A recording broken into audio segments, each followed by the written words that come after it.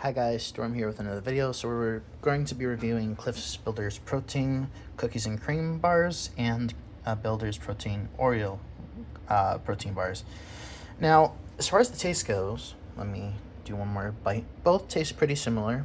The normal cookies and cream taste like a traditional protein bar. However, their Oreo taste almost has like a dark chocolate taste to it. As you can see here, that's what it looks like, the difference between the two. Now you can read the labels and look at the differences and pause the video if you'd like. But what really got me annoyed, besides them trying to say it's a healthy bar, is the ingredients. Now this is where it gets really weird. You'll start notice inconsistencies, like saying, for example, fat. Okay, for the top one, the Oreo, 9 grams of fat is equal to 12 grams.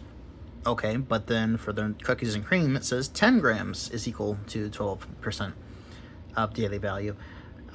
Okay, well, we'll just accept that. Now we go down to saturated fat. 31% is 6 grams. 6 grams is now 30%. Now they reversed. It used to be higher fat content is equal to the same daily value. Now they're saying the daily value content is equal to the same amount serving grams, which is the opposite. If you continue on, you have more inconsistencies. Let's see here.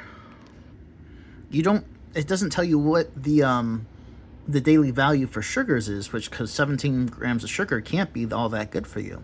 So it's supposed to be healthier for you, right? I mean, the brand literally says built with a purpose.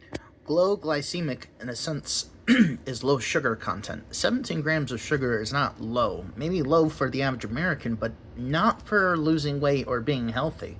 So I don't know why they say that. Maybe that plus is their loophole that they use.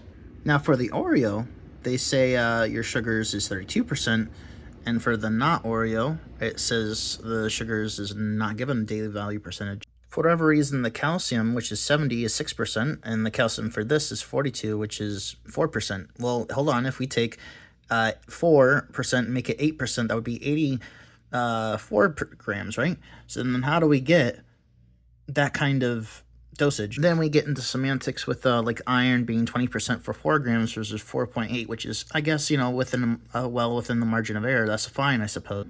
On the Oreo, it says magnesium 10 milligrams is 2%, and the one below doesn't tell you. So besides all those very shady inconsistencies, we have soy protein. Soy is not very good for you. Isolated is not really good. Invert cane syrup instead of just normal cane syrup. Palm kernel oil is not really good for you. Again, with the soybean oil, vegetable oil is actually not made with vegetables.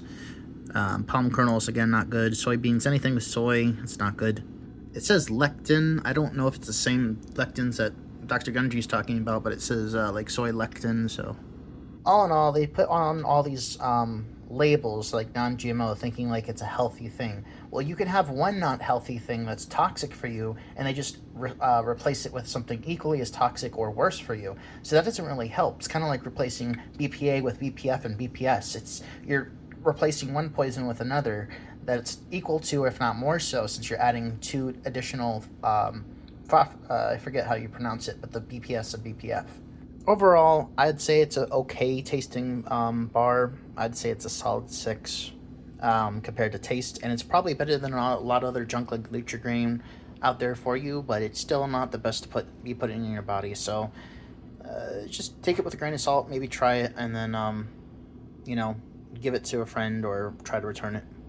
The biggest thing that's a huge turnoff is the inconsistencies with their lying, shading things, being very shady with like inconsistency with the grams and just throwing numbers and seeing what sticks.